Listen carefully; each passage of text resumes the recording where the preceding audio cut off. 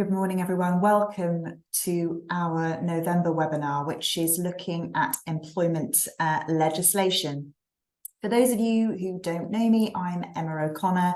I'm a solicitor in the employment team here at Boyce Turner, and I also head up our HR Training Academy. And again, brilliant support for our webinar today. And thank you very much for supporting what we're doing. And I'm thinking about my 2024 programme. So if there is anything that you would like to hear about, learn more about, and also if you have an interesting story to tell, which my audience might like to hear, again, do get in touch with me and I'll be sending out details of how to do that later on. Also, if you've not already done so, do check out our YouTube channel where you can see previous webinars that we have done and the topics that we are talking about. So again, do get involved and see what knowledge is out there and available to you. So if you don't know about Boyce Turner, we are a full service commercial law firm based here in the Thames Valley, but servicing clients across the UK, Europe and beyond. In the employment team, recent examples of work and things that I'm helping clients with in particular is looking at contracts and policies. It's a really good time to be looking at what do our contracts say? Have we got business protection in there? Are we suitably protected in terms of notice periods? And other tools in our termination toolbox to protect our business should people leave us. And also looking at policies as well, looking at how we can maybe reframe them and how we can make them a little bit more up-to-date and modern and relevant to our workforce. Redundancies and reorganisations, doing a lot of work with that, not just for businesses in terms of reducing headcount, but also helping businesses with things like redundancy packages, redundancy pay and settlement agreements, and also assisting individuals as well with that. So again, get in touch. And on a more positive note, recruitment, people are recruiting. So we're looking at sponsorship licenses and visas to support businesses in getting people into posts. So again, if any of that is of interest to you or things that you are looking at within your own organisation, then do please get in touch.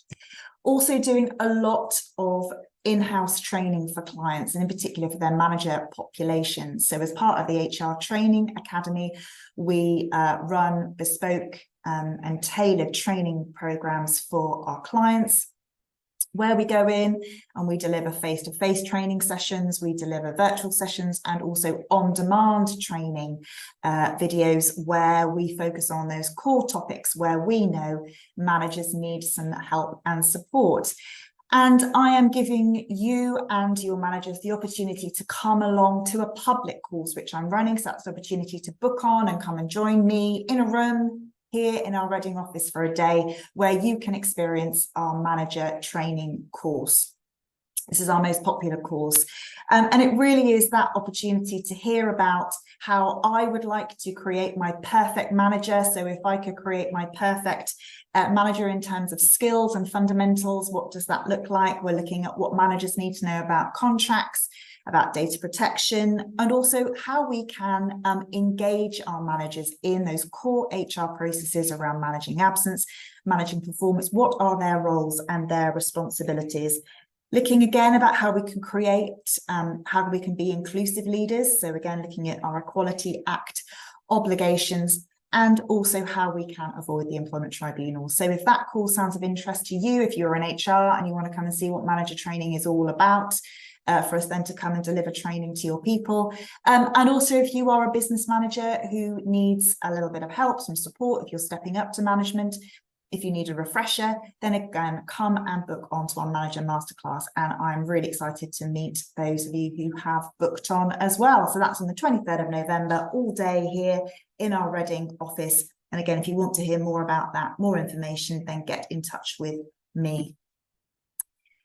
So to today, well, I really do have to stress that, I am looking at things as of the 14th of November. Some of the stuff that I'm going to be talking about is literally hot off the press. So there are going to be a lot of known unknowns, particularly around implementation dates, but I'll try and give you a window as best as I can do. And it's really going to be focusing on the key bits of legislation and the core changes within that legislation which you as HR need to know about. In terms of kind of deeper dives, we will know more about what is happening, obviously, as we move through 2024 and beyond. But I can't stress enough, sign up to our articles, sign up to our future webinars, where I will be talking a lot more about these individual pieces of legislation in more detail. But I think what it does do is it does show us the direction of travel.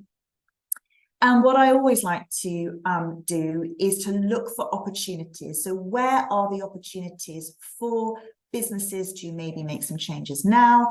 And where can HR have that voice in terms of implementing changes and really looking at how you can influence the direction of travel within your own organizations?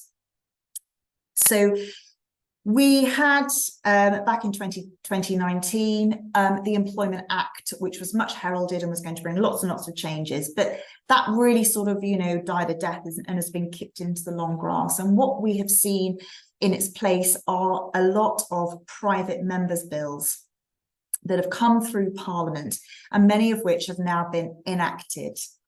So they are, if you like, on the statute book. But what we have seen is that the legislation that has been passed, particularly around the family-friendly changes that I'm going to be talking about,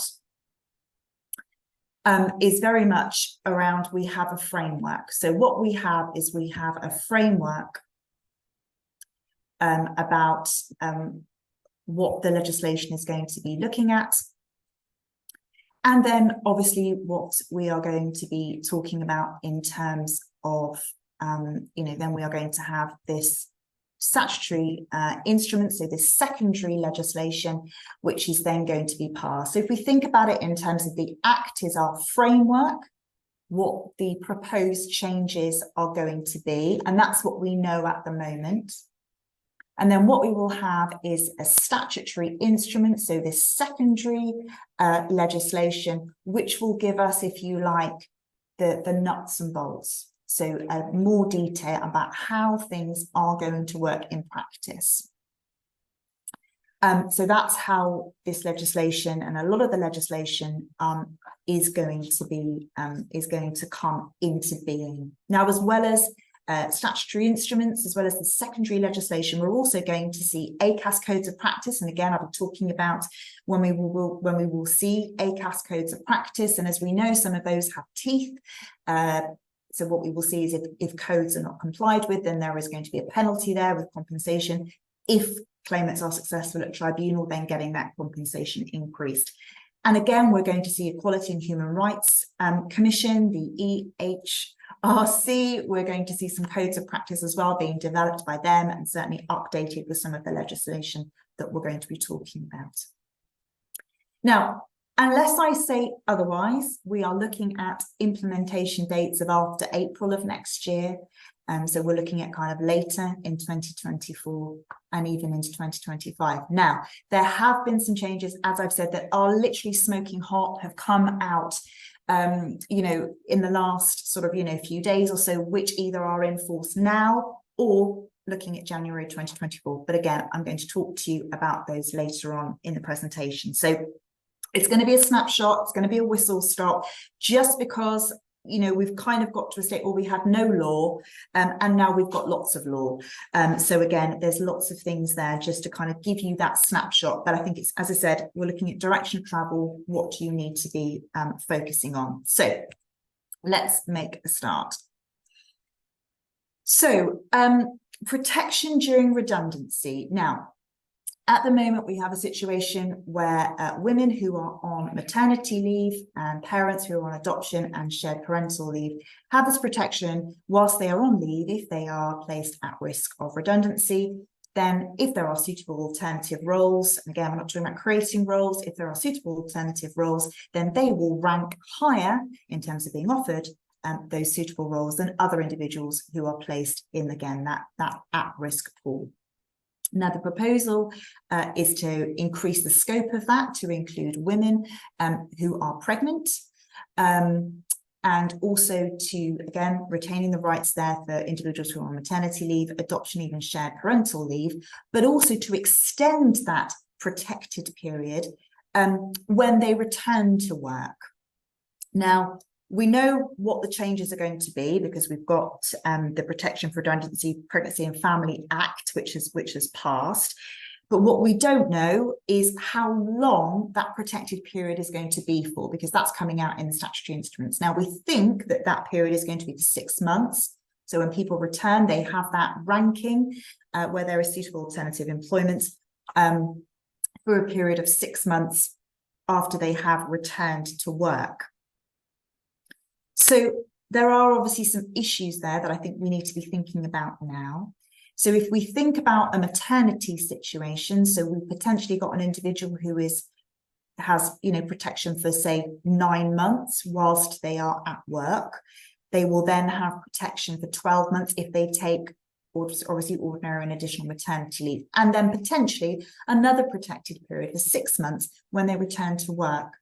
So there's going to be a lot of planning involved in our redundancy programs to make sure that we are complying with that obligation, again, when it comes to suitable alternative employment. We've got some issues there, haven't we, about knowledge. So when is an employer when do they know or ought reasonably to know that an individual is pregnant? Is there potentially a pressure on women to tell employers earlier than they perhaps otherwise would have done so that they are pregnant? So some issues around that. And also the issue around shared parental leave. Is there going to be a minimum period of which an employee has to take shared parental leave for? Because, shared parental leave could literally be for a week. And then somebody could take shared parental leave for a week and then qualify for protection for, again, potentially 6 months when somebody returns to work. So there's going to be some issues there, I think, particularly around the detail. We're looking at suitable alternative role, again, not creating jobs.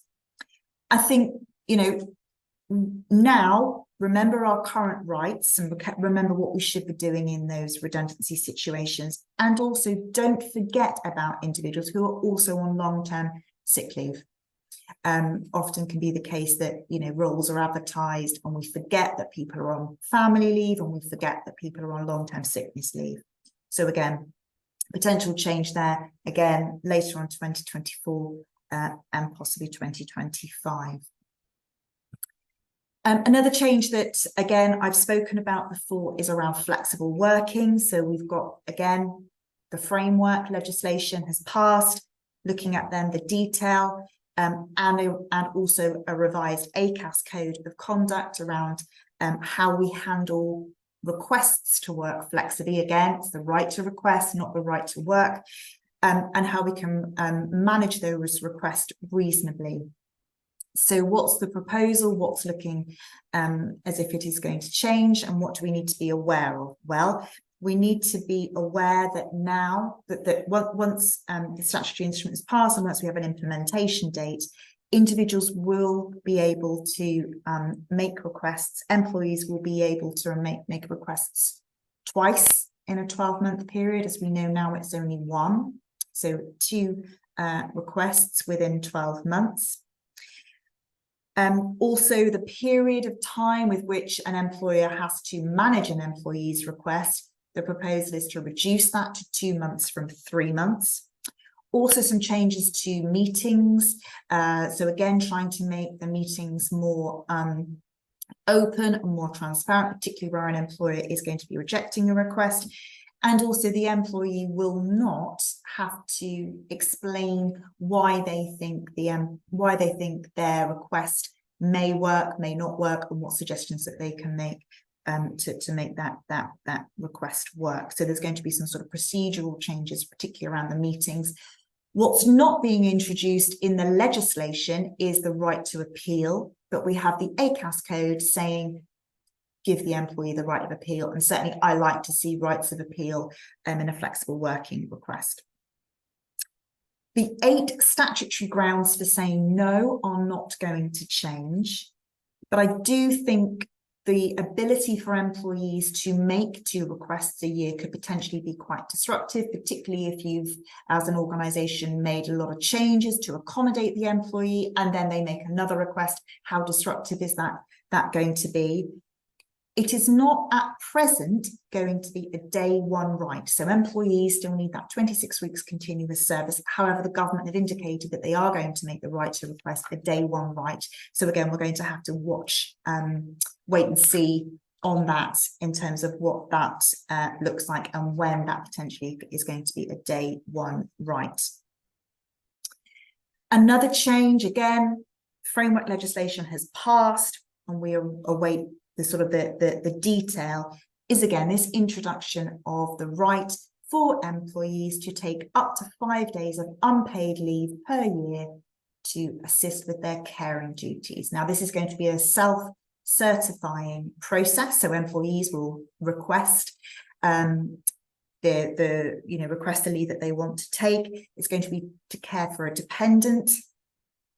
It is unpaid unless, of course, employers wish to make that leave unpaid.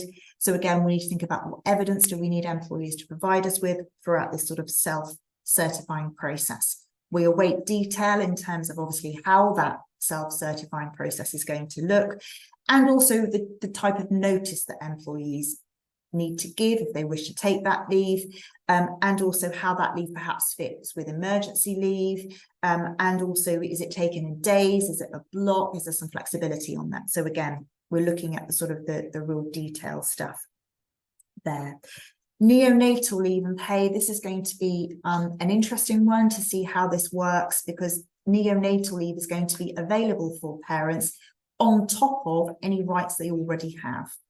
So that 12 weeks, up to 12 weeks of leave, and eligible employees, 12 weeks of statutory pay.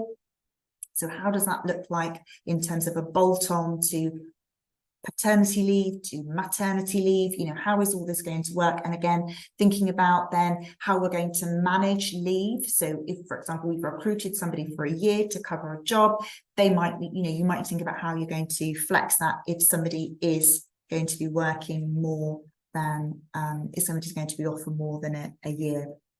So again, think about some opportunities. Is there an opportunity to, include within your benefits package carers leave now? Is that something that you could perhaps be thinking about? So again, some opportunities there, I think, for HR really to look at what benefits you're offering, particularly in this sort of family-friendly space. So this again is not going to be before April 2024. So again, we've got that window, April 24 to April 25. So again, that's something that will be happening, but we've got that sort of extended period of time there. The next piece of legislation that has now passed, and the Worker Protection Amendment to the Equality Act. So that has passed, again, looking at an implementation date, obviously 2024, and beyond there. But the passage of this piece of legislation's passage through House of Commons and House of Lords has not been an easy one. And those of you that have followed, obviously, what I've been sort of writing and saying about this piece of legislation has been very difficult because it tried to do lots of things, and I think that there was a lot of pushback, particularly within the sort of leisure and hospitality sector, because what it wanted employers to do was to sort of police what customers were saying, what clients were saying, and that obviously has sort of a free speech angle on that. So the scope and the reach of this legislation has been very much reduced. There was going to be a reintroduction of the sort of standalone right there to bring a claim for harassment by a third party. So clients, employees bringing complaints for third party harassment, that has gone, if you like, in itself. However, the scope of the legislation is wide enough that it can encompass complaints brought by not just harassing behaviours within an organisation, but also externally as well from third parties. So even though that right is not explicit, obviously, you know, employers need to be alert to it, and certainly something that employers should be already alive to as an issue. But what we have seen is a watering down of this obligation to act reasonably. And what we saw is that it's that lower threshold now, rather than taking all reasonable steps, it's been watered down to taking reasonable steps. So really that's bringing it in line with the statutory defence of what we see currently for discrimination and harassment claims. So what does this piece of legislation apply to? Well, as you can see there from the side, it's sexual harassment, but it's not all types of harassment. It is really limited to where you have unwanted conduct of a sexual nature, which impacts upon and violates the individual's dignity, creates that intimidating, hostile, degrading environment. So it's very much, you know, restricted to sexual harassment. And it is not a freestanding claim, but what will happen is that if an individual does bring a claim for, again, that sexual harassment due to conduct of a sexual nature, if a claim is brought within an employment tribunal and an employee is successful, then the employer can then look at, okay, employer, have you acted reasonably in trying to stop such behaviours happening within your workplace? And just a point to note there, it looks as if that if an individual is successful in saying that the employer has not acted reasonably, so if the tribunal is satisfied that the employer has not acted reasonably, then awards of compensation can be increased by up to 25%. And it looks as if it is the whole award, so not just an element of this conduct of a sexual nature, the sexual harassment point, but the total compensation. So it could be, you know, potentially extremely, you know, hefty compensation there, compensation award. So not in force yet, but really it's now for employers to look at how this duty to act reasonably impacts upon what you are doing as an organisation to stop sexual harassment and allegations of sexual harassment. Now, we've seen lots of, you know, press coverage of lots of employers, some employers who have, you know, got very negative press attention about claims of sexual harassment being raised, particularly around claims being raised by individuals and then them not being taken seriously. So I think it really is going to encourage employers to think critically about what it is you are doing as an organisation to not only, you know, correct behaviours, to stop behaviours, but also to listen and to raise awareness. And we have seen at the moment, we already have technical guidance from the EHCR, but obviously that's going to be updated in light of this new duty to act reasonably. But it's things around, you know, having effective policies and procedures, raising awareness, you know, training, can't, you know, stress that enough. Particularly that legal training. What does that legal training like? I think for me, what happens a lot is that employees will want to raise concerns, and either they feel that it's pointless because they're not going to be listened to, there isn't that avenue where people can raise concerns, or the closing of ranks and things will not culturally change. So it's all about how we can, you know, raise awareness, but making sure that if you are going to say, you know, we are an open, transparent employer and we take allegations of sexual harassment seriously, well, do you? And what are you doing to evaluate what it is that you are looking to do? And again, I'm going to be talking more about what this looks like and what employers can be doing, again, particularly around the sort of the sexual harassment piece and, you know, being an inclusive leader more generally. So really do watch this space on that. We've also seen legislation as well being passed. Again, it's been passed, it's not in force yet. We're going to have a new ACAS code of conduct looking at this as well. But this is really how we can support those individuals who have irregular working hours. So again, our workers, agency staff, those individuals who have a fixed term contract of less than a year. What this legislation is going to look at is encouraging individuals who do have these irregular hours to go to their employer and say, I need, more predictability as to how my working pattern is going to look. It's going to look similar to flexible working, so the right to request more predictable working hours. Individuals are going to be able to make 2 requests a year to ask for more predictable hours. Again, looking at that 26 weeks qualification period, and again, how that's going to look if somebody maybe doesn't have 26 weeks of continuous service, but might have periods of work which do add up to 26 weeks. So we need to have a, wait and see what the detail is around that. Employers can refuse to give regular hours or give that predictability that has been sought.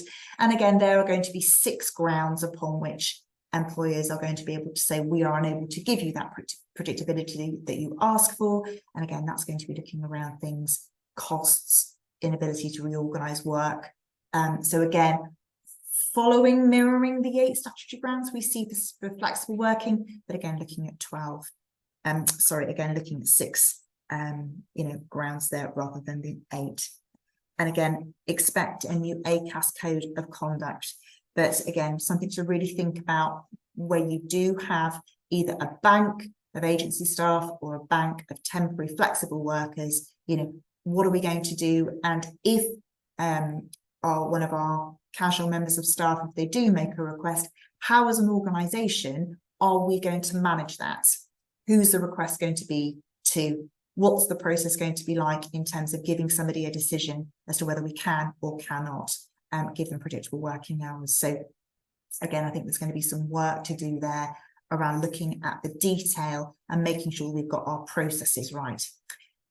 Another change, which is going to mean looking at processes and making sure that we get those processes right, is going to be around the allocation of tips.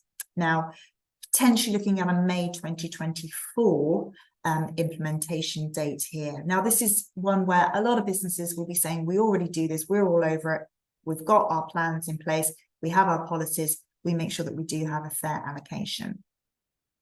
But for a number of businesses out there, you won't have. Or you might need to have a bit of a deeper dive in terms of what do those processes look like and how are they going to work in practice. So really we're looking at those tips where the employer controls the tip. So not necessarily cash that's given to an individual, but looking at those trunks, looking at those service charges where you have as a business control over what additional sums are paid by customers, and looking at how we can fairly allocate those tips amongst our workforce. Remembering, of course, that those tips will then be eligible for obviously national insurance and income tax as well. So it's really looking at that, looking at those once those tips are earned, again, making sure they are quickly allocated to staff. And how are we going to do that? Is it front staff, our front of house staff? What happens to staff in the kitchens? Looking at how we can fairly allocate them. Again, we're going to have some template policies from ACAS to help us and guide us on that, including a new statutory code of practice. We're really thinking about our policies. What does that look like? How do we split? And again, we're going to have to really work quite closely in terms of making sure we've got a quick turnaround in terms of this is when the tip was earned and this is when it is then paid out to staff. So again, making sure that we've got our processes in place. And again, how is that all going to look like? And making sure that we've got, again, if employees want to see how we allocate tips, do we have the processes in place to allow that information to be shared to staff?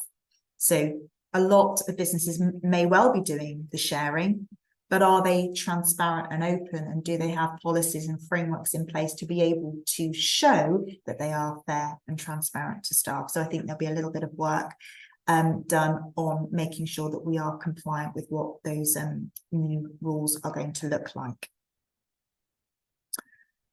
So that's sort of, you know, the stuff that is looking like it's going to happen, as I said, sometime after April of next year, but again, you know, possibly in that sort of longer window. We've got some changes that are going to happen a little bit sooner than that. I'm going to talk about those now. We've been talking a lot about obviously what's going to happen at the end of this year with regards to these EU laws. And there was much talk about there being this bonfire of EU laws, you know, getting rid of the red tape, let's really kind of open up businesses, etc. And the plan was that it was going to be a sort of a use it or lose it type scenario. So we're looking at that retained law, which tends to be in statutory instruments. So working time regulations, agency regulations, you know, those types of laws which have come from EU law, and we've implemented them within the UK, again, looking at statutory instruments. Then we had a flip round, and rather than a sort of a, you know, use it or lose it, we've now got it's all staying unless we say otherwise. So a bit of a repositioning. So rather than a bonfire, more of a sort of a flutter. But we are going to see some changes. And again, this really is sort of, you know, hot off the press. So what we have seen and what has been published thus far is some changes to the working time regulations, which I'm going to talk about, changes to TUPE, and some changes with regards to the Equality Act. Now, the Equality Act changes are things we already have and things we already know about, but it comes from European law and isn't written into our statute. So what we're going to see is we're going to see some changes that will come into effect from the 1st of January. Again, you know, putting into law things we already sort of know about, but there are going to be some sort of points there that we need to focus on, particularly around pregnancy, maternity and breastfeeding. So less favourable treatment on the grounds of breastfeeding will constitute direct discrimination. We're going to see, again, less favourable treatment because of breastfeeding and maternity leave going to be extended to cover somebody when they return from leave as well. So if they're treated less favourably because they've taken leave, again, that's going to be brought into line as well. And again, we talk a lot, particularly in the training that I do around, you know, what isn't a protected behaviour. We've got associative indirect discrimination. Again, that comes from European law. So again, this idea that you can be treated less favourably indirectly, not because you personally have the protected characteristic, but somebody close to you, associated with you, again, has that protected characteristic. And again, that comes from European law, a Bulgarian case, and again, that's been brought into law. So we have associated direct discrimination. Again, we talk about that a lot, don't we? But this is going to bring into law associative indirect discrimination. So again, one to sort of watch and focus on there. Again, changes as well to comparators when we look at equal pay. One change that I thought was quite interesting, and again, it's going to be, you know, we need to see how this is going to look, is a change in the definition of disability discrimination, where again, it's not only the ability to carry out normal day-to-day activities, again, part of the definition of a physical or a mental impairment within the Equality Act, but now we're going to bring in this again, extended definition that it's not only normal day-to-day activities, but that will include the individual's ability to participate fully and effectively in working life. So working life on an equal basis with other workers. So it's going to be very interesting to see what working life is and what that will look like. So I think it's going to be really interesting to see what comes out certainly in terms of EHRC guidance on that, because again, you know, one person's interpretation of working life, and again, think about your working life, it might be very different to another individual's experience of or participation of working life. So again, I think the interpretation there is going to be quite interesting. So again, I think watch this space on that. We've seen lots of talk, debate around right to strike. Will it, won't it actually take effect? What may happen if we have, you know, a change of government as well? But essentially, what the government want to do is they want to create these minimum service levels, particularly in those sort of public sector services, transport, health, education, fire, rescue. So those sort of 6 sectors that they are looking at. And essentially what the proposal is to restrict the ability for trade unions and their members to strike within those 6 sectors. So what's going to, what will happen is that an employer will be able to issue a notice to the union to say, we need certain individuals because they do certain jobs, and we need those individuals to work during the strike so that we can fulfill our obligations with regards to those minimum service levels. Now, what will happen is that if the union and all the individuals fail to comply with that notice, so that minimum service notice, then those protections, those statutory protections that individuals have, if they are striking and lawfully striking, you know, they will fall away. So that's essentially what it means. Whether we get that far, I don't know, but certainly that's the proposal, and there's going to be obviously some codes of practice around that, which will need to be issued as well to support businesses, and obviously to explain and set up what minimum service levels are. And obviously that's going to vary per sector. There really is more. There really is a lot going on, and other, you know, changes as well that we need to be looking at. We're going to be seeing again next year a new ACAS code of practice, looking at the ability for employers to fire and rehire. Now, this all sort of kind of came to a head with what happened with P&O ferries. And obviously the sort of the media fallout and the PR fallout which happened around what P&O did with regards to sort of seeking to change terms and conditions of employment. And what effectively fire and rehire is where businesses seek to change an individual's terms and conditions, usually to less advantageous terms. And what the business will say is, that's fine, you know, if you don't wish to accept those terms, we will dismiss you under your current terms. But before that notice expires, we will offer you the new job on those sometimes less advantageous terms. So what the new ACAS Code of Conduct is looking at is not saying businesses can't fire and rehire, but saying if you do wish to do so, then you have to do so in an open way and a transparent way. You have to make sure that you're looking for alternatives to dismissing an individual. You have to make sure that your consultation is meaningful. And again, what does that look like? Are we going to see, you know, suggestions of the timetable that needs to be followed? Again, just to flag to you that changing terms and conditions of employment can also trigger collective consultation obligations. So again, always have to have that in the back of your mind. What is it you're proposing to do if individuals are potentially going to be dismissed because they failed to accept new terms and conditions? That could trigger collective consultation. So again, keep that always in the back of your mind. And if you are looking to change terms and conditions, please take advice.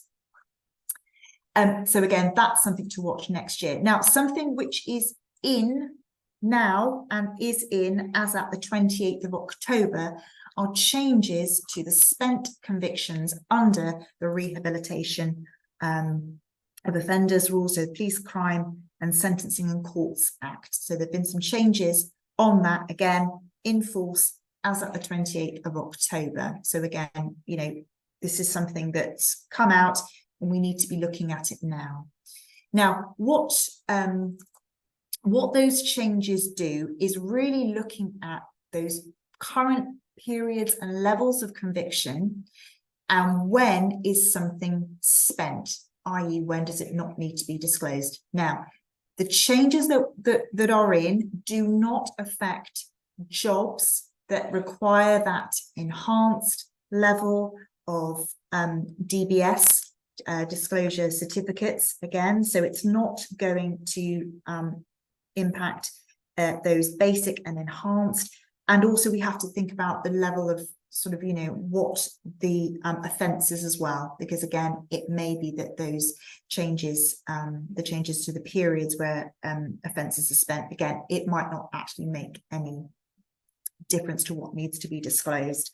But essentially, custodial sentences of over 4 years prior to 28th of October, again, that was never spent. But now the new length of time required to disclose will be 7 years. Again, although certain offences will be exempt and never spent, particularly where you've got those sort of violent offences, offences of a sexual nature and terrorist offences. Again, custodial sentences of 6 months to a year was 4 years, now 1 year. Of course, as I've said, lots of caveats there, particularly around role, the level of DBS that you need, the offence itself, as well as the age that offence was committed. But certainly the key thing there is really employers need to make sure that their forms and also that their systems are updated, again, to take into account these new periods of time. And again, remembering as well, privacy notices, GDPR obligations as well. So that law is now is happening. Another piece of legislation, which again is very much hot off the press, and it takes into account changes in respect of the EU laws. So again, looking at what we want to keep, what we want to retain, making sure that the current level of protections for individuals that they enjoy now are not any less from the 1st of January 2024. So we've got some changes here and some huge sighs of relief for those individuals, those businesses out there who have been merrily scratching their head with what to do with part-year workers following the Harper Trust and Brazil case, which I think left us all just going, what? So again, some changes there, and I'm hoping a little bit of, you know, respite there for employers. So there are going to be some new regulations that have been published, and again, changes from the 1st of January. So what are the key highlights with regards to working time? So the government will introduce rolled up holiday pay, but only for irregular hours workers and part-year workers. So normal, salaried, regular hours, no rolled up holiday pay. Yes, if you've got irregular workers, but again, always make sure you are clear what's pay, what's holiday pay, and again, always make sure that that is clear and open, transparent on any pay slips. Okay, so the government will introduce rolled up holiday pay, but again, in those limited circumstances. The government are not going to join basic EU holiday, 20 days, and the additional 1.6 weeks that is under the working time regulations. So there was a plan to sort of bring that together. That's going to stay separately. And I think that's right, because we know that there are rules regarding sort of carryover of holiday pay, particularly for employees who are on long-term sickness leave, which applied to that basic EU holiday, and obviously rights and rules about the additional. So it's going to stay as two separate rights, but there is going to be some rules and some legislation brought in to help clarify what normal remuneration is going to look like. So again, watch this space on that. Now, we saw with the Harper Trust case, scratchy heads about what to do with our part-year workers. So not part-time, can still prorate part-time holiday, but part-year workers were being entitled to obviously a greater holiday entitlement to those who work part-time, which never sort of made any sense. So what the government are proposing to do is really to, if you like, go back in the time machine and sort of go back to what employers were doing and what the ACAS guidance was on that. So the government has basically decided that it's going to introduce this accrual method of holiday. So again, in calculating entitlement to holiday based on that 12.07% of hours worked in a pay period, again, for our irregular and our part-year workers. So again, going back to what it was. And again, this method was widely used before Harper Trust decision, and the government hoped that obviously better reflects what the sort of reality of the way people work. Now again, that's only for those irregular workers, those part-year workers. For everybody else, who's got that regular work, regular pay, regular hours, etc. Again, you're looking at that accrual as you would do normally. So really that 12.707% is for where you've got irregular. So again, a really sensible point there, and hopefully some help there for employees who again have been left scratching their head. Also some changes around record keeping as well. So again, making it clear that businesses are going to have more, flex, more freedom in terms of, recording hours. But I would say that even if you're not recording hours, you need to be aware of what people are working. Are they taking their rest breaks? Are they taking their holiday? So again, even though you don't have to document it, or the proposal not to document it, we need to be aware of what people are actually doing, again, from that well-being and health and safety perspective. Remembering always the working time regs are about health and safety. So again, making sure we're aware of what people are doing. We've also got some TUPE consultation changes, again, that are going to be on the books there from the 1st of January. Again, this is going to help those micro businesses. So what we're going to be seeing there, that small businesses, those with fewer than 50 employees, are going to be able to consult directly with affected employees, but only where there is no existing employee representative body. So you're not going to have to go through that election process if you are a business with fewer than 50 employees.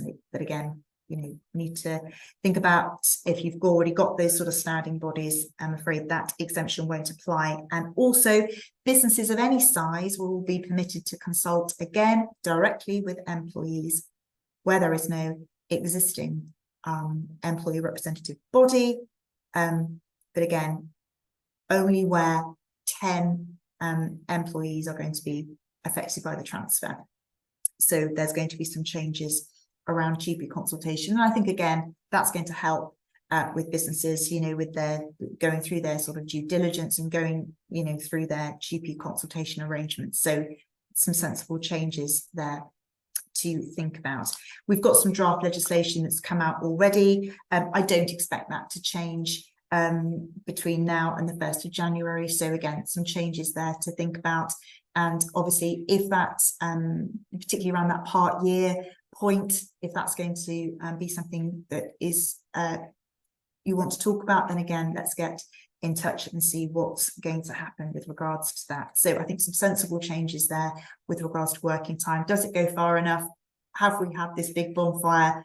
We will have to wait and see, but certainly they are some changes at the moment. And again, we have to think about how that's going to impact payroll, certainly around rolled up holiday pay, how that looks in terms of itemized pay statements, because that's going to be really clear. Does the worker know that they are getting rolled up holiday pay? And if they do, how do they? So again, making sure we've got our processes right as well.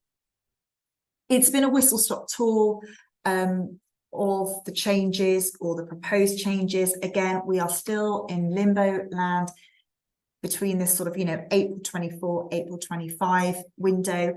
But, it does show us the direction of travel. I think there's going to be some opportunities there for employers, particularly to get involved now.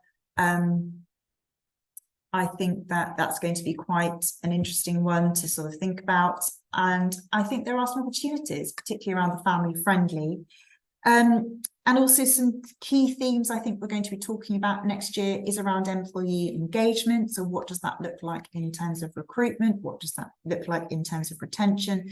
And what does that look like in terms of well-being? And how does this all fit together within the jigsaw? And, you know, yeah, people are sort of putting on there, you know, again, what there might be different changes with what HMRC want you to provide. And I think that actually keeping a record of what people work, I think is a really good idea, particularly when you're looking at pay, particularly when you're looking at benefits. So again, you know, it might be that the working time is giving you some flex on that, but actually in practice, what does that look like?